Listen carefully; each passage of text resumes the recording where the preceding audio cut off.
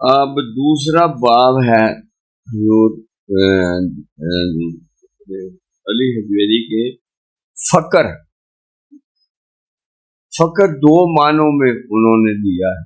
एक फकर दरवेशी, एक फकर वो कि दो तरह के बुजुर्गों ने इजहार किया है कि बंदा हज़रत उस्मान की तरह गनी होना चाहिए या हज़रत अली वजह की तरह फकीर होना चाहिए।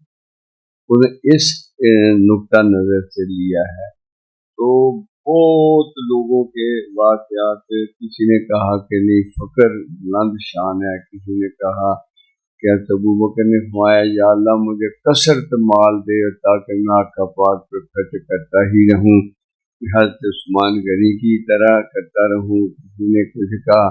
दादा साहब ने आखिर पे बात की, उसकी मर्जी है, जो मर्जी बनाए तुम उसकी मर्जी के मुताबिक पूरे उतरो। अगर वो फकीर रखे तो उसमें ना कोई गिला कर, अगर वो अमीर करे तो उसमें कोई तकब्बर नहीं है। नहीं जी, जबरदस्त कि मर्जी उसकी है, उसने अज़ल से लिखा हुआ है, इसने अमीर होना है, इसने गरीब होना है, इसने फकीर होना है, इसने ये होना वो होना। फकीर का वो वैसे जनरली अमीर हो के भी बंदा फकीर होता है, उसका माना क्या है? फे से फाका है, काफ से कनात है, ये से याद इलाही है, रे से रियाजत। ये फकीर का जो मतलब सारा रोना पीटना एक ही है, हर रोज का जो बार बार दोहराए वो एक ही है कि तू अपनी हकीकत से शनासा हो जा, जो अल्लाह ने तुझे बनाया है तू वो बन, और उसका नायब बन के मखलूक खुदा को उसका तारफ। सही। कोई यानी ये जो अलाइशें हैं फिक्र रोजी के, ये हमारी अलाइशें, इनसे जान छुड़ानी है। जब हजरत वो जो उन्होंने फरमाया था ये कि मुझे 4 इल्म जब से आ गए हैं मुझको सुकून हो गया हूँ, उन्होंने कहा 4 इल्म नहीं। दादा गंज बख्श ने जो किताब लिखी है उन्होंने किसी का ये बयान किया था कि उन्होंने जब मुझे 4 इल्म हो गए। हातम इसम, उन्होंने कहा जब मुझे पता चल गया कि मेरा रिज्क जो है वो मुतय्यन है, मैं रिज़्क़ की ख्वाहिश से जो है बेनियाज। जब मेरा पता चला कि मेरा अल्लाह मुझे देख रहा है, मैंने फिर उससे कोई चोरी नहीं की, कि भी वो तो मुझे देख रहा है। फिर पता चला कि मौत पर हक है, मैं हर वक्त उसकी तैयारी में लग गया। इस तरह का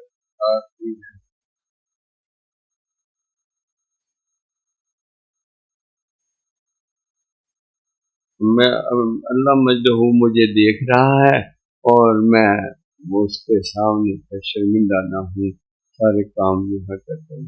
आत्म इसम, आत्म इसम, उन्होंने ये इरशाद फरमाया। ये अल्लाह करे आप आपकी याद रहना शुरू करें।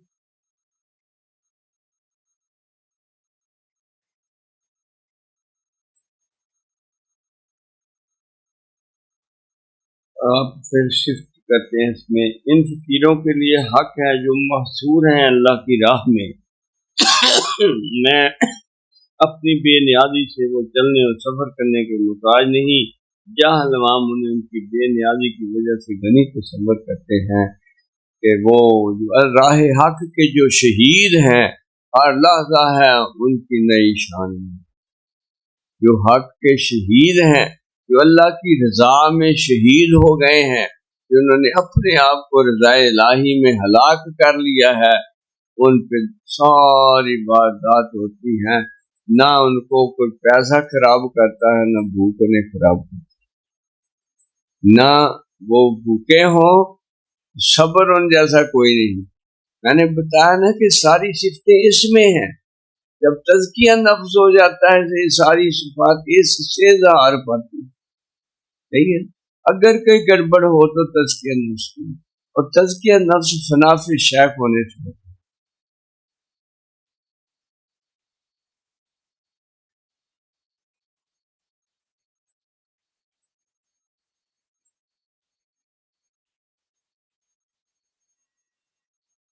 ان کی پھر صفات میں لکھتے ہیں کہ مثال میں بتایا اللہ نے اپنے بندہ کو جو مملوک خاص ہے، بظاہر کسی چیز پر کچھ قدرت نہیں رکھتا، اور وہ ہے کہ ہم نے اسے ہر چیز کا مالک بنا دیا. بظاہر کسی چیز کا مالک نہیں، مگر جب مقبول بارگاہ ہوتا ہے تو اسی کی جلتی ہے. کیا زبردست. بظاہر مانگتا ہے، مگر ایک مقام آتا ہے خدا بندے سے خود پوچھے باجی تو کیا چاہتا؟ اے باجی تو نے تو مانگنا ہی نہیں، میں شوق کہاں پورے. جگنو اتنا دے بننا چاہیے کہ نہیں ہے. کیا بات. اور ان کا عشق ان کے پہلوؤں کو بستروں سے راتوں کو جدا رکھتا ہے، اور محبت میں اٹھ کے بٹھا دیتا ہے. اٹھ فریدا ستیا تو جھاڑو دے مسیت، تو ستا رب جاگدا تیری ڈاڈے نال پریت نبھانی تو پھر آ جائے. کچھ عرصہ کے لیے اس منزل سے گزارا جاتا ہے، اور آپ حیران ہو جائیں. میں نے 4 ماہ ایک لمحہ نہیں سو کے دیکھا، مجھے کچھ نہیں. یہ عنایت ہے اس کرم ہے اس. پورے 4 ماہ پہلے دن اتنی نیند آئی کہ کھڑا کھڑا گر گیا. جب جہاں گرا تو وہ جون کی گرمی تھی، پلیٹ فارم تھا آئی جی کے گھر کے سامنے. وہ گرا تو نیچے سے جل گیا جسم، پھر وہ ایسے پلٹا ادھر سے جل گیا. کوئی 50 ڈگری سینٹی گریڈ پہ جلا ہوا فرش جو تھا کوئی ٹھنڈا تھوڑا ہونا تھا. اس گرمی نے مجھے نہ وہ دگانے سے لگا. پھر سردیاں بھی آ گئی، پھر بھی نیند نہ آئے. پھر بس لگاتار ساری رات 97 پار کر لیتا ہے. اوپر سائیں جی نے ڈیوٹی سے آ کے نا اوپر کھڑے ہو کے دیکھتے رہے کہ کیسے ذکر میں لگا ہوا. وہ تھے دہاڑے جب قسمت بدل. تو یہ ساری چیزیں اللہ میرا نور بصیرت کہ یہ میں کہتے ہیں اللہ یہ تیرے ہی پسندیدہ ہیں، یہ تو نے ہی چنے ہیں، یہ تیرے ہی ہیں. پھر تجھے پسند نہ ہوتے تو ان راہوں پہ انہیں نہ لاتا. اب لایا ہے تو کرم کی بارش میں اضافہ عطا فرما، اور ان کے دلوں کو شراب.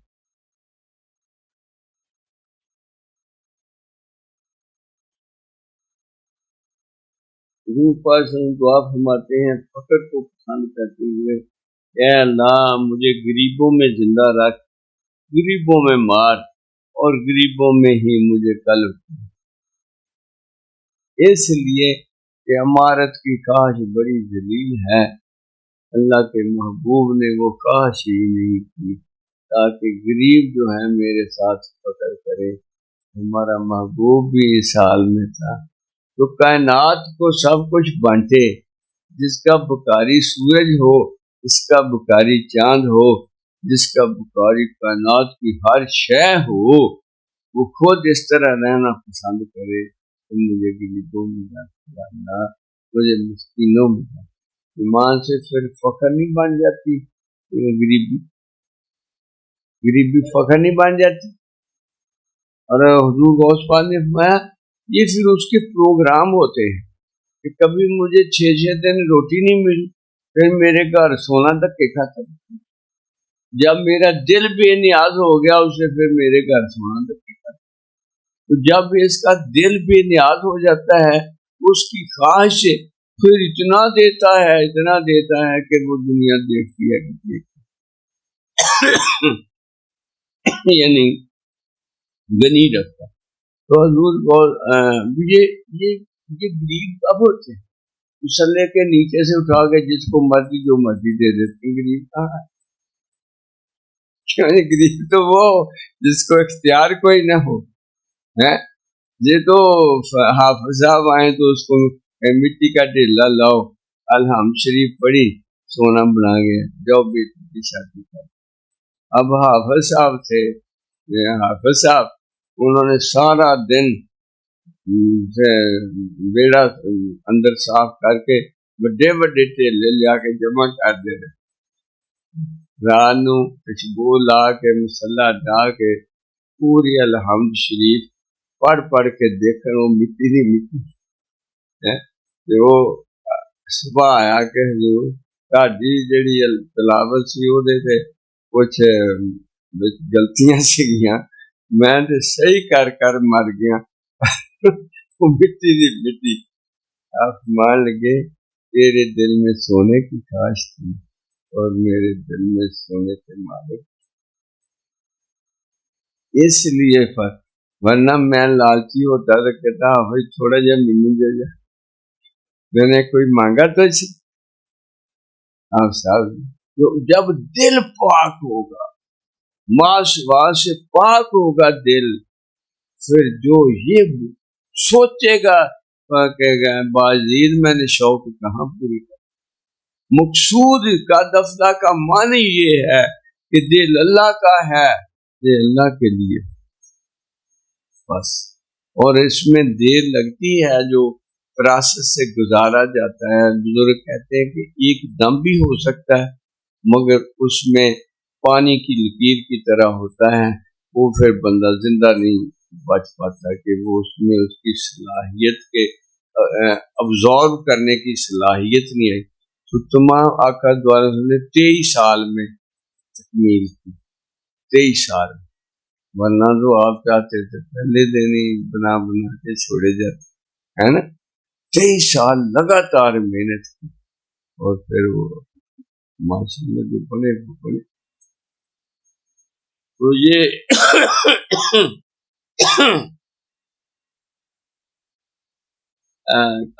قیامت کے دن اللہ پاک پائے گا فرشتوں میرے محبوبوں کو میرے پاس لاؤ۔ وہ کہیں گے کون سے؟ کہتے جو دنیا میں تنگ و ترش رہتے تھے، دنیا میں جو ہے ایسے لگتے تھے کہ غریب ہیں، آج لاؤ انہیں میں تاج پہنا۔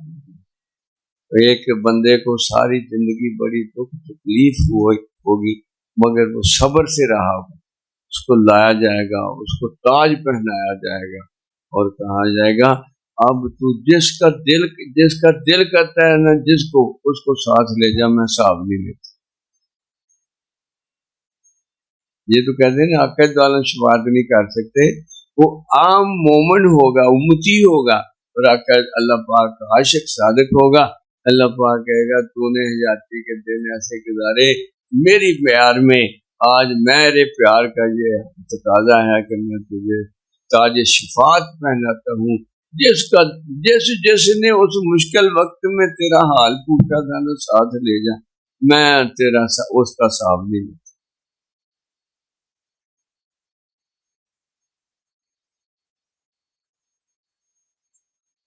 اور کہتے ہیں جو لوگ اس راستے کے راہی ہوں انہیں فراموش نہ کرو، ان کی خدمت میں بیٹھا کرو، ان کی خدمت کیا کرو، ان کے پاس بیٹھا کرو۔ آیت قرآن یہ اصل میں ثابت صفا کو کے لیے یہ نازل۔ ان سننے والے لوگوں سے اپنی نظر نہ پھیر، کیا تو حیات دنیا کی زینت کا خواہش مند ہے؟ یہ بھی یعنی ثابت صفائی کے بارے میں ہے کہ یہ ان کو چھوڑ کر کے کہیں اور نہیں جاؤ، ان کی یہ پیار نہیں۔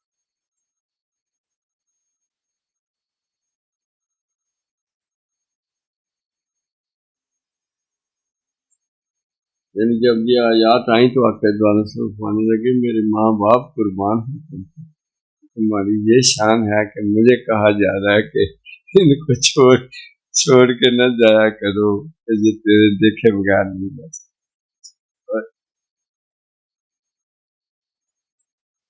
لہذا اس راستے کے راہی طالب علم کو چاہیے کہ اپنے محبوب سے اپنے آپ کو وابستہ رکھے، دنیا غدار و بے وفا کے علل و اسباب سے آزاد رہے۔ دنیا سرائے تجارت و فساق ہے، اور صوفی کا سرمایہ زندگی محبت محبوب حقیقی۔ وما لنا